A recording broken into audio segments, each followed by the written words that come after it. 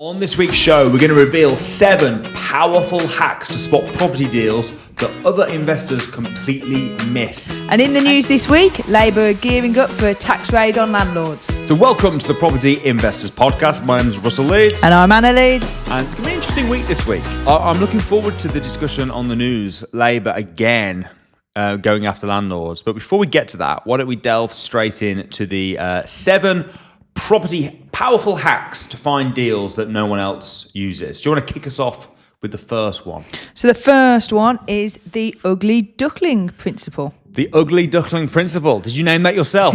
Yes. That's a great principle. So if you're not familiar with the ugly duckling principle, what is it? It's basically you're looking for properties that the pictures are rubbish. Yeah. So horrible photos, bad staging, it might be dark images. I actually do a piece when I'm teaching people about HMOs, about lighting and taking photographs, and you'd actually be amazed how many bad photos there are.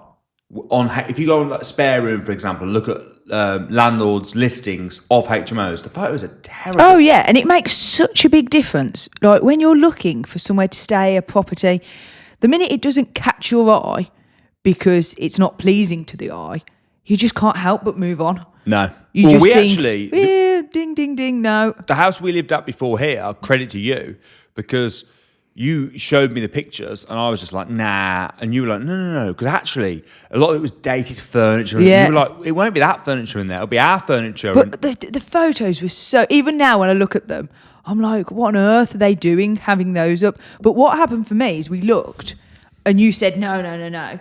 And it was only because I knew the area. I thought, hang on, I'll just look at the street view. And then that view of the house on the street view was so much better than the photos they put on of the house. Yeah. And I just thought, why would you do that? Like the amount of people that would have just been going, oh, no, not that one. Yeah. Solely because of the photos. Well, you've done some Instagram reels, haven't you, where you've gone through and you've like looked at this is on Rightmove, some of the shocking pictures, like literally with pictures the agents put on, and there's people in bed. Yeah, and I think what made them just think, yeah, we'll go for that. Like you just wouldn't put that in, would you? No. You just would go, okay, no. Or like there's mess everywhere, like people's underwear, and you think, how are you expecting people to see past that?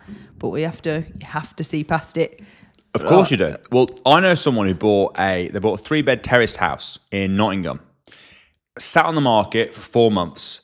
Why? Because the pictures were awful. Like, toilet seat lid up. Should the lid be up or should it be down? I would go for down, or if it's up, it needs to be a darn clean toilet, doesn't it? Men have always got an issue with women leaving the toilet seat down. Is that wrong? Yeah. No, it's what? They have an issue? Men have always got an issue. Me and all my mates were always like, oh, there's bloody women leaving the toilet seat down.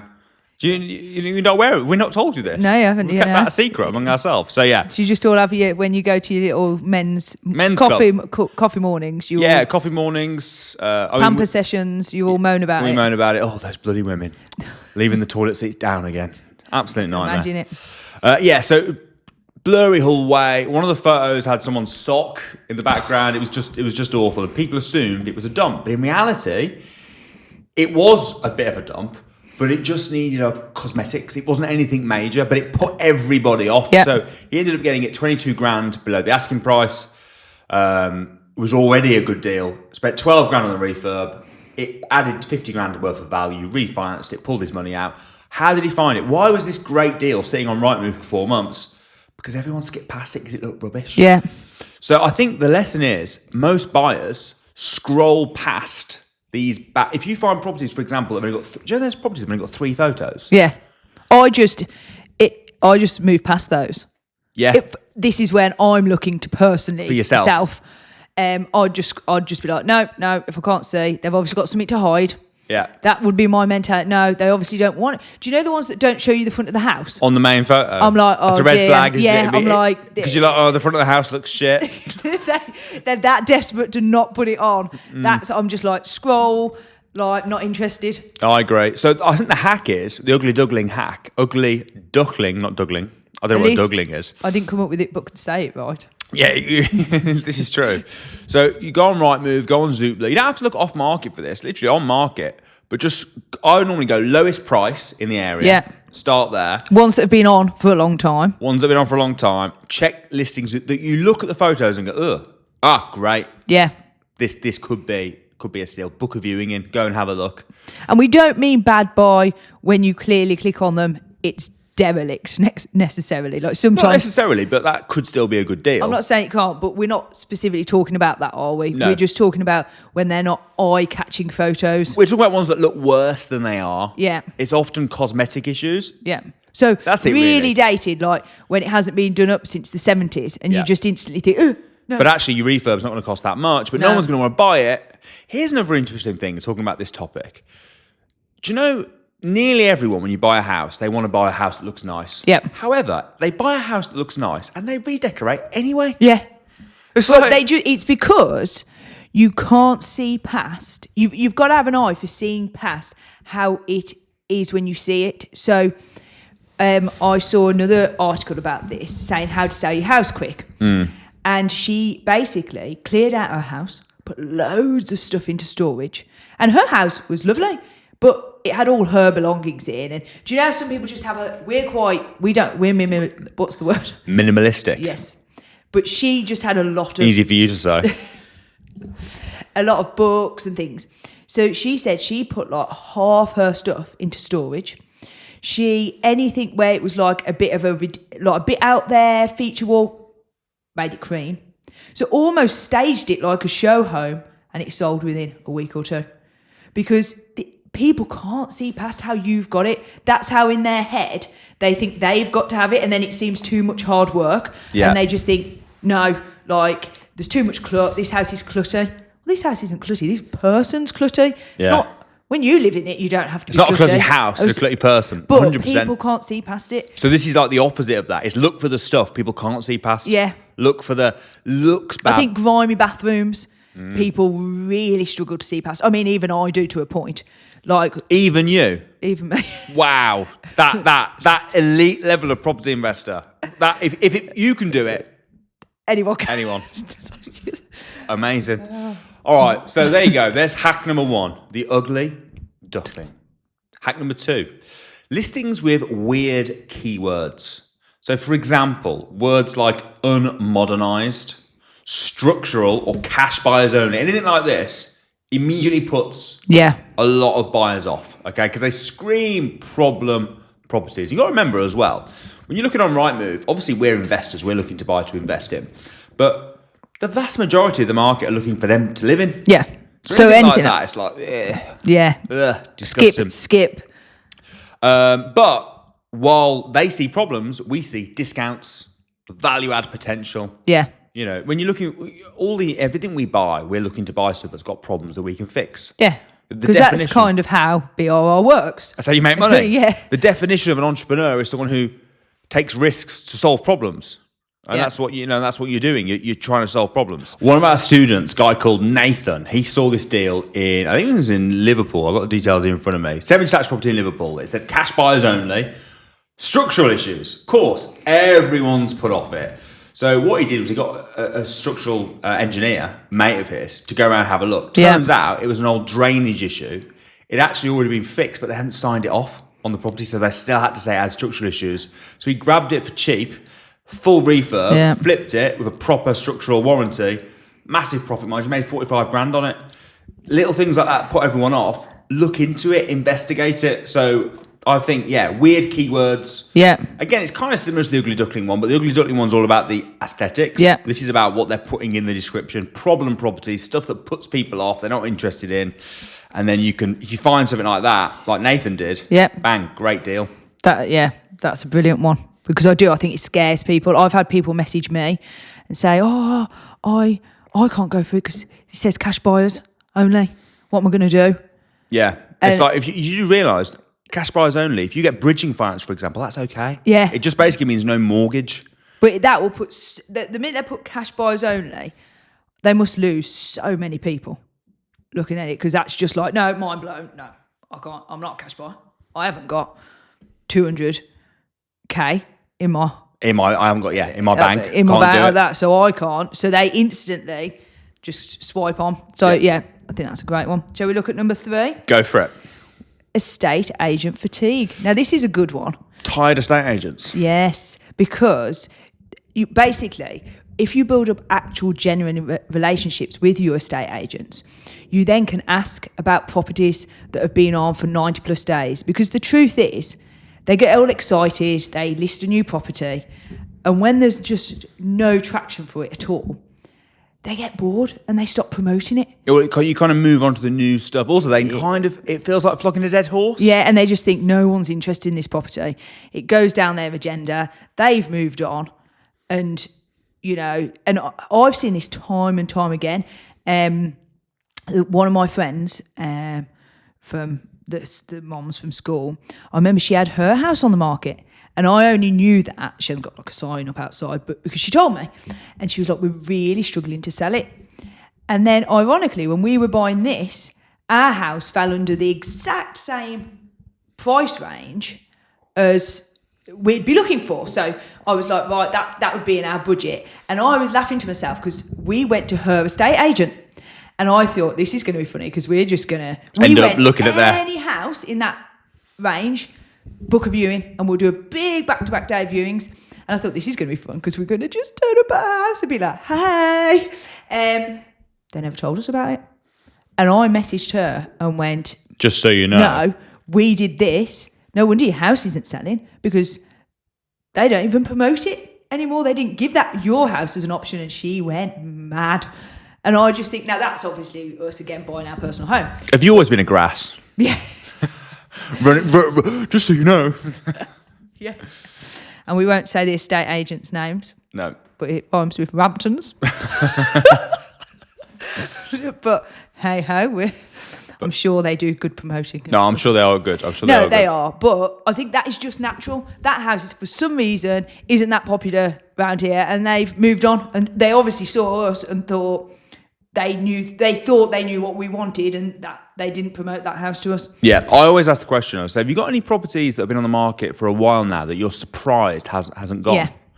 Yeah. Because sometimes they're like, oh yeah, well that hasn't gone because he's holding out for too high a price. Yeah. In which case it's no good. But if it hasn't gone and they're surprised it hasn't gone, it's usually a good sign.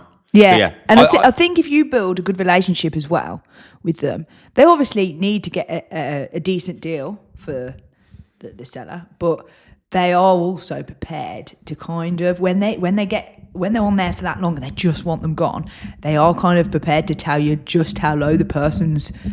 Like, we've had some great deals because they actually will sell this at. Yeah. Because they're just desperate. Yeah, or they'll rent it or sell it, and lease option agreement, yeah. maybe. I get excited if the minute they say they would rent, I'm like a little kid at Christmas. I'm like, oh, so they will rent it, and they're like, yeah, and I'm like, yeah, it means they don't need the money. Yeah, which is always a good excited thing. All right, hack number 4. This I know people who make do BRR type deals. They make all their money from this strategy alone. This is all they do. Tell us. I'll tell you the plan. It's the floor plan redraw, changing the layout of the property. So you could spot poor layouts. For example, you could take it from a 2-bed to a 3-bed. Yeah. Very easily. You can, sometimes the rooms downstairs, I've seen other properties where it's all like crammed in together, and they can make it big open plan kitchen and things like that can add an awful lot of value. So you need to remember what you're buying now isn't necessarily what it's going to be like. Yeah. You can also, with permitted development, if you find properties like that, they've got space in the garden, you can add quite large extensions without any planning permission needed. Which I think is a great move as well. So if you can look at it and it's a bad layout, because bad layouts put people off, because again, they only see what it is. Yeah. As an investor, you need to see the possibilities as well as what it is, I think. But yeah, the bedroom one, loads of people buy apartments and are converting them, like, let's say, a 1-bed apartment into a 2-bed. Yeah. Adds so much value. Oh, yeah, because there's only a small market, isn't there, for people who want 1-bedroom apartments. So if you can take a 1-bed and turn it into a 2-bed, that's brilliant. Yeah. And I know loads of people that do that. Yeah. 2 beds into 3 beds. So if you can spot a design flaw, Yeah. poor floor plan layout, and again, you might notice this with properties that don't shift. Yeah. We've bought a few properties where it's been like, I can see why it hasn't sold. It hasn't sold because of that. We can fix that. Yeah. And do you know what? I think quite a lot of what we call new builds, but aren't new anymore because we're getting old. Do you know the new builds that were around when we were kids and all the estates look the same? Oh, the old builds. Now the old build estates. Yeah. And also I get mocked down here for calling places estates. Well, you call this an estate. They're like, it's a private road, aren't yeah, and I'm like, I have a estate, and they all laugh. Yeah. But the estates where we grew up, and we all called them, some of them are so badly designed because they used to go for like almost loads of downstairs, loads of tiddly little, silly little rooms. Where actually, if you renovated those with open plan, people really want like open plan now. If you took all the silly little rooms and made it an open plan lounge area, I think those houses are houses that are now 20 years old, I think you could get some really good deals there. Take away all the silly little rooms, make, instead of 5 beds, but like you could barely fit a bed in them, make 3 or 4 really nice bedrooms, put en suites on and open the downstairs up. And I think brilliant they would be, because I think that decade of making houses, I don't think they were very good, if I'm being honest. I used to just think, and so we never bought ones like that, or rented ones like that, did we? Because we always went for older buildings originally, because they're the ones that had more space and more room. I think like what people want changes over time. Yeah. So when I was a kid, you wanted a separate dining room and a really small kitchen. Yeah. And all the houses, for example, on Purton where I grew up, they all had little kitchens. Because you wanted the dining room. Whereas now, what everyone wants now is an open plan kitchen diner, maybe even open plan kitchen diner living room, with big bifold windows leading out to the back. So that, if you can take on older properties and do that, that then sell like a treat. 100%. All right, number 5, the postcode next door. So do you know when you've got like really popular areas where everyone wants to buy, and then sometimes right near, for whatever reason, you got another area, maybe the houses are slightly older and it's just not a very popular location. Those areas can be great, in particular if you know some development is coming. So if you find an area that's just outside, and let's say Taylor Wimpey, or maybe they're building nicer homes, but they're building some really nice homes in your area. Yeah.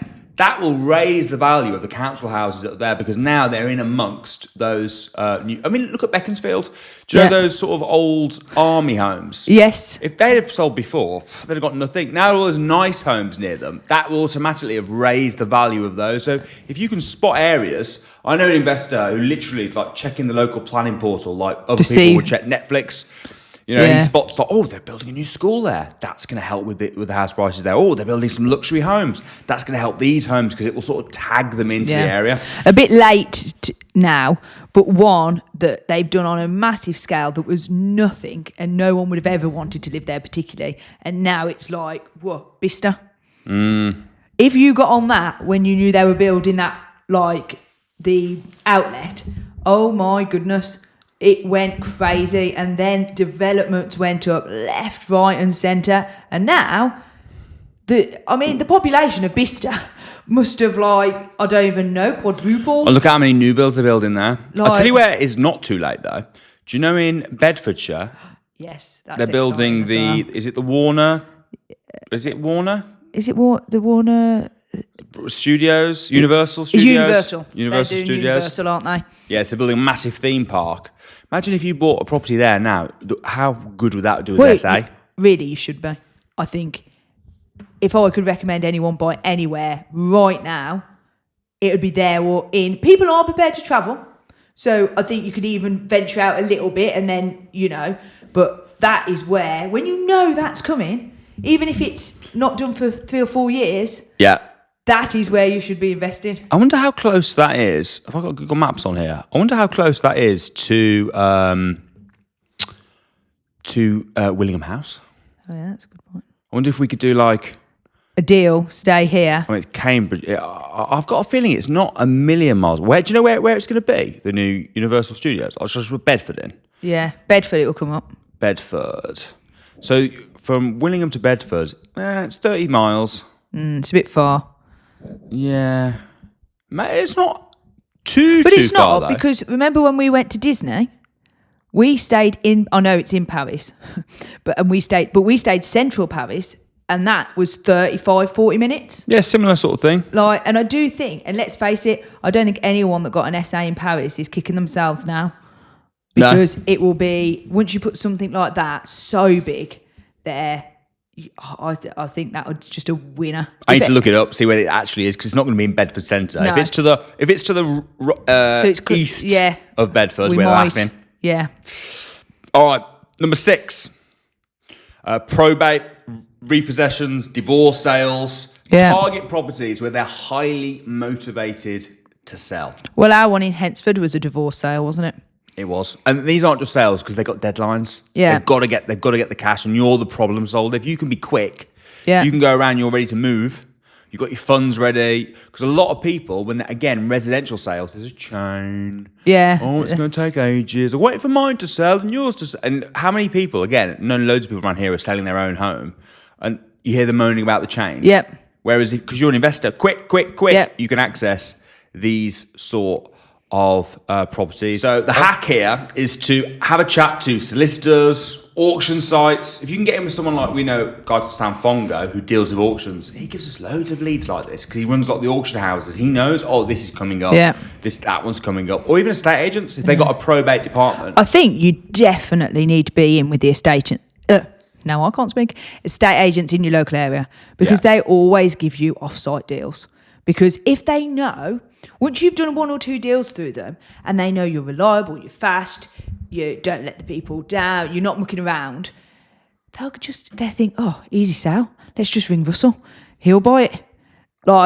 And then what you find is you don't even have to look, because they're coming to you. Oh, we've got this one. Do you want it? Do you want it fast? And you actually feel, and that's a brilliant way. I think you've got to get and build good relationships with your local estate agents or wherever you're investing. Yeah. Next, number 7. And this actually is how we've got a lot of our land deals and how we got Willingham House. It's off-market deals. Yeah.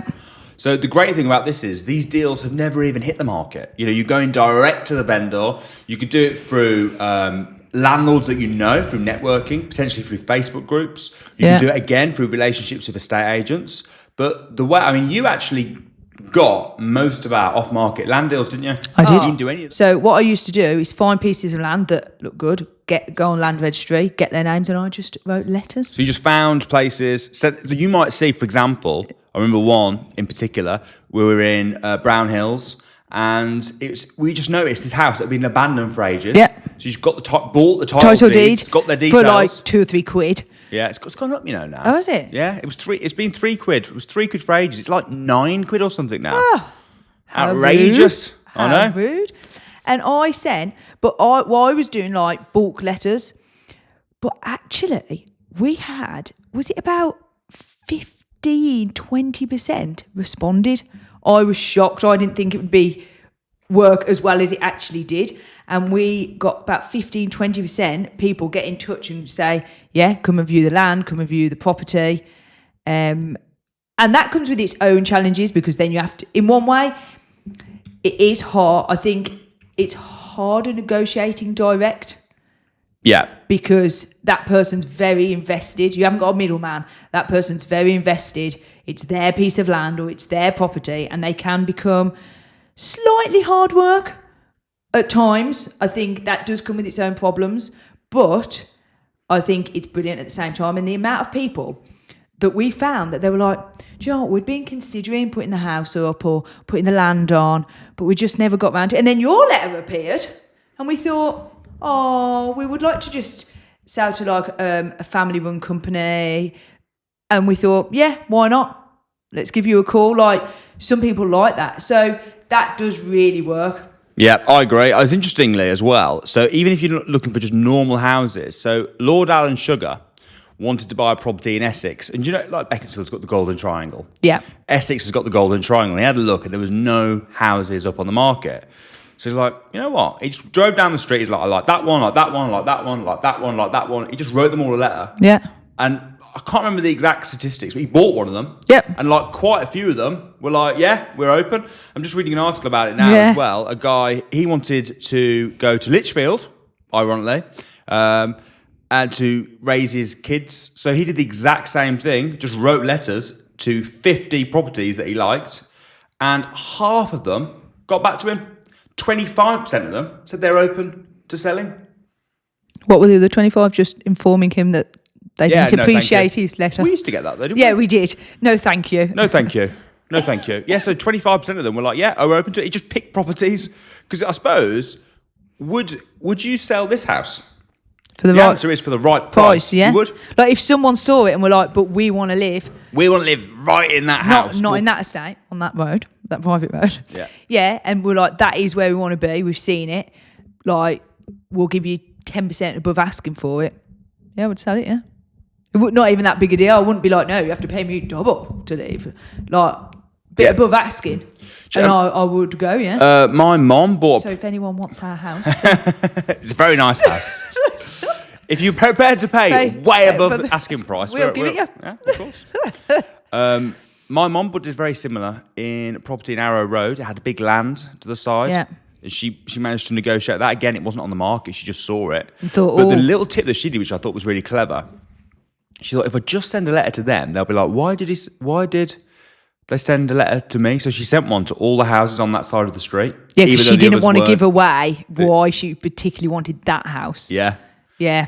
And as it happened, they were one of the ones that got back to it. If they hadn't have been, then she would have just... Left it. 100%. So there you go. They are the 7 property hacks that you can do to find the best property deals. Right, so in the news this week, Labour are gearing up for a tax raid on landlords. Labour have made it clear they won't be raising taxes for working people, but apparently if you own a rental property, you're fair game. Yeah, so landlords, apparently, it's not a job being a landlord. No. You're not a working person. No. It's funny that he literally, Keir Starmer actually came out and said, landlords, I do not count as a working person, which means basically, because they came out, didn't they, and they said, we're not going to raise taxes for work, although they actually kind of have. Yeah. But we really want to hit landlords, and that obviously doesn't break the promise.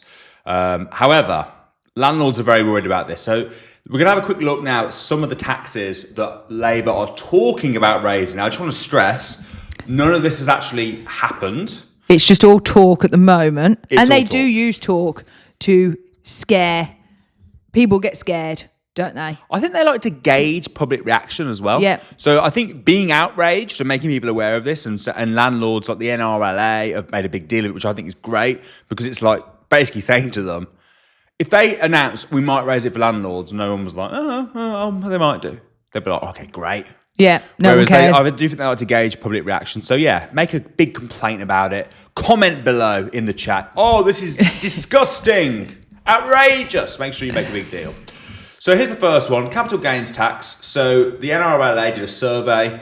83% of landlords said they are worried that capital gains tax is going to rise. Yeah. 61% are very concerned.